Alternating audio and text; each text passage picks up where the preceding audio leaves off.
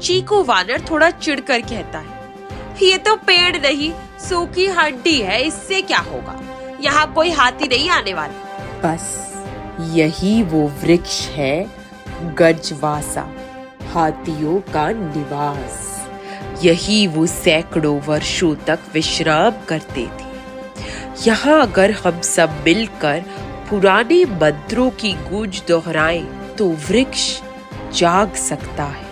मीठी मैना धीरे स्वर में गाने लगती है, हो गजवासा वृक्ष पुराना, तेरे नीचे जीवन का बहाना, जागो जागो फिर से जीवन दो, हरियाली की प्यास मिटा दो। उसका स्वर जंगल में फैलता है और धीरे धीरे वट वृक्ष की एक शाखा हिलती है। एक मधुर सी गूंज उठती है, जैसे किसी गहरे गर्त से कोई स्मृति निकल रही है। जैसे ही मीठी मैना का गीत समाप्त हुआ, एक करिश्मा धरती थोड़ी सी हिली और पास की झाड़ियों से पहले एक, फिर 2 और फिर 7 विशाल हाथी बाहर आए। वो शांत थे, लेकिन उनकी आंखों में गहरी समझ थी।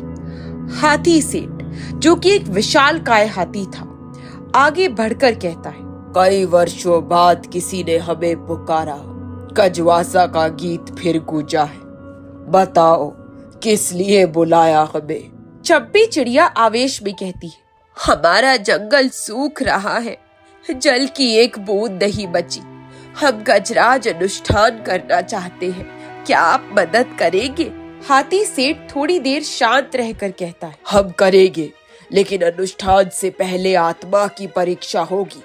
तुम्हें एक खोया हुआ जल स्रोत ढूंढना होगा, नीलझर स्रोत। वहीं से अनुष्ठान शुरू हो सकता है और उस रास्ते की रक्षा करता है एक पुराना रक्षक जिसे सब भूल चुके हैं। कालू कौआ धीरे से चंपी से कहता है, अब समझ में आया, रहस्य से रहस्य ही निकलता है। ये तो और भी बड़ा एक मिशन बन गया है। चीकू वानर हंसते हुए कहता है, अब तो रोमांच और भी बढ़ गया, चलो चलो मैं तैयार हूँ। और इस तरह हाथियों से संकल्प लेकर पक्षियों का दल एक नई दिशा में बढ़ चला, नीलझर स्रोत की खोज में। क्या वो उस रहस्यमयी जल स्रोत को ढूंढ पाएंगे? कौन है वो पुराना रक्षक जो उसके द्वार पर बैठा है? दूर पहाड़ियों के पीछे जहाँ समय जैसे ठहर गया था, वहां कहीं वो रहस्यमयी जल स्रोत छिपा था, परंतु रास्ता सीधा नहीं था। पहाड़ी संकरे थे, झाड़ियों से अटे हुए थे और वातावरण में एक अजीब सी खामोशी थी। चंपी चिड़िया धीरे धीरे उड़ते हुए कहती है, गुब्बू, नीलझर स्रोत किस दिशा में होगा? मुझे तो लग रहा है जैसे कोई हमें देख रहा है। गुब्बू गंभीर स्वर में कहता है, तुम्हारा एहसास सही है चंपी। नीलझर स्रोत केवल उसे मिलता है जो अपने स्वार्थ से ऊपर उठे।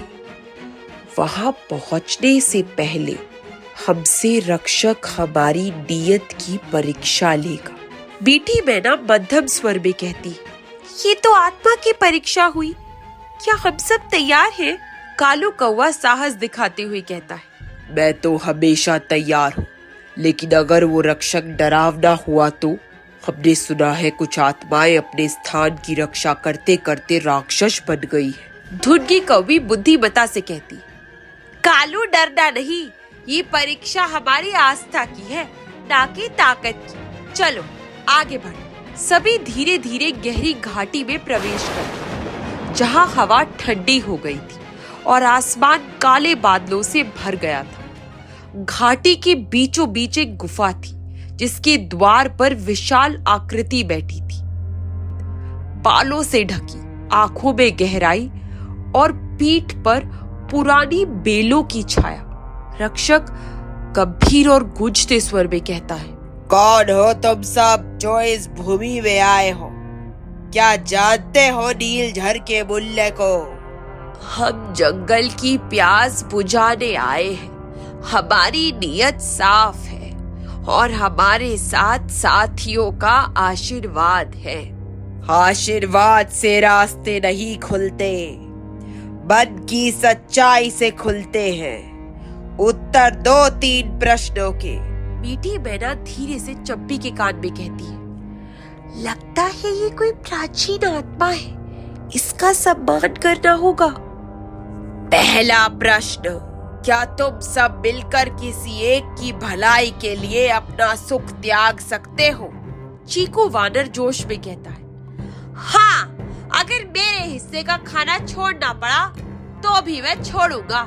कालू कौवा गंभीर होकर कहते हैं, अगर मेरे पंख गिर जाए और कोई बच्चा बच जाए तो भी मुझे मंजूर है। रक्षक संतुष्ट होकर दूसरा प्रश्न पूछता है, कभी जल ही विनाश बन जाता है, तब क्या करोगे?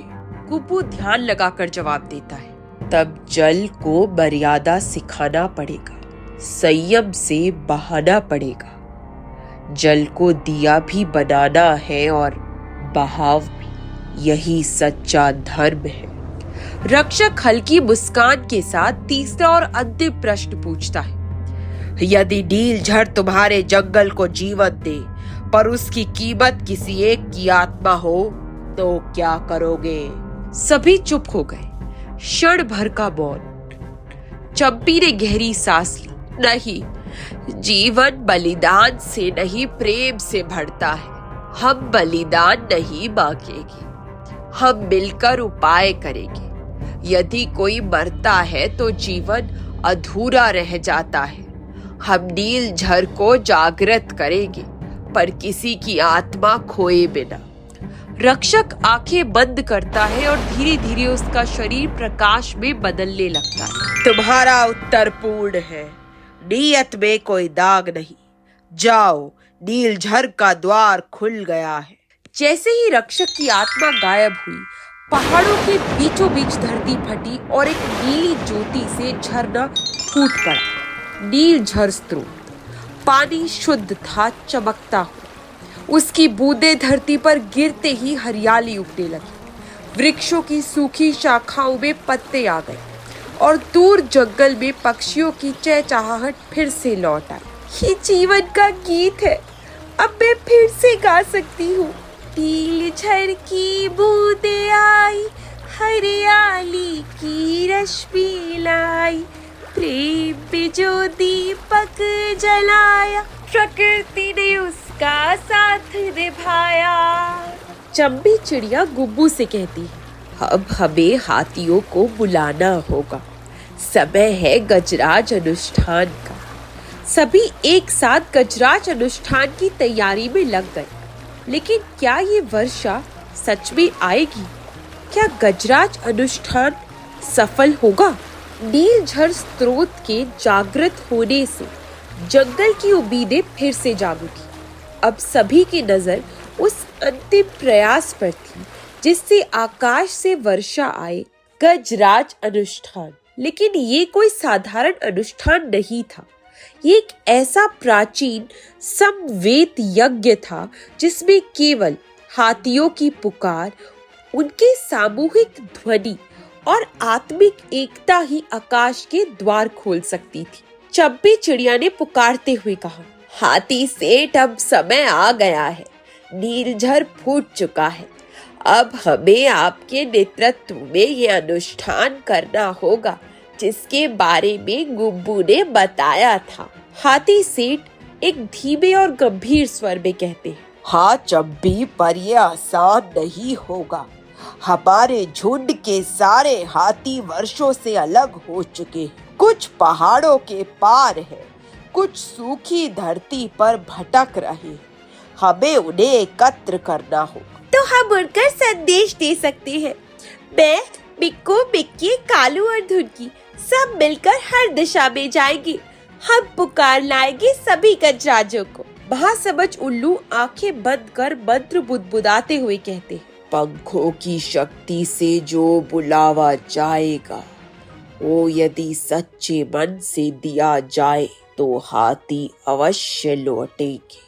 उनके लौटने के साथ ही पुराना गीत भी जाग उठेगा, जल पथ अंबर।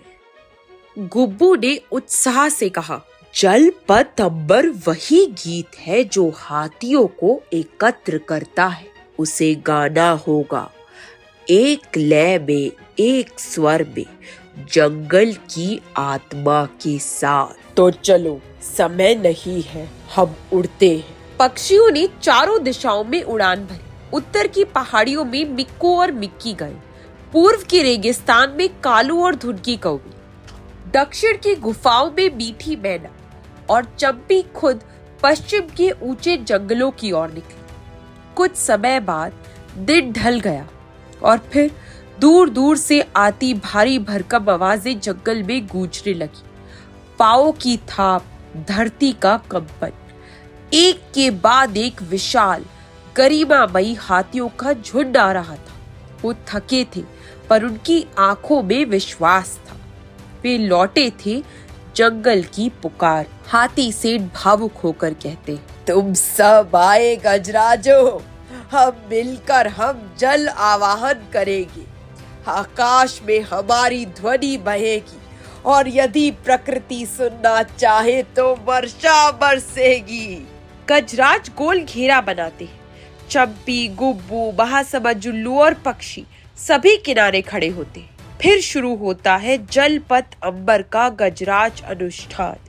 हाथियों की गहरी आवाजें एक साथ गूंजने लगती हैं। उनकी सूंडें आकाश की ओर उठी हुई है, आंखें बंद है और पैर थिरकते हुए थाप दे रहे हैं। पक्षी भी लय में चहचहाने लगते हैं। गुब्बू आहिस्ता से कहता है, ये वो क्षण है, यदि कोई बादल पास है तो अब वो बरसेगा।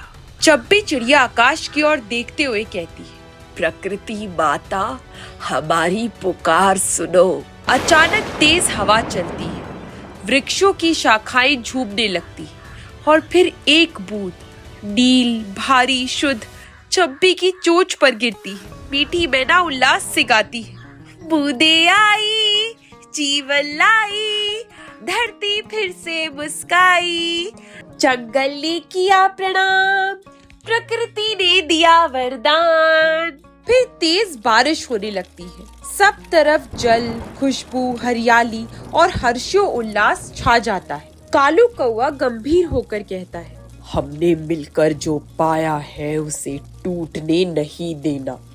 ये सिर्फ पानी नहीं है, ये एकता की बरसात है।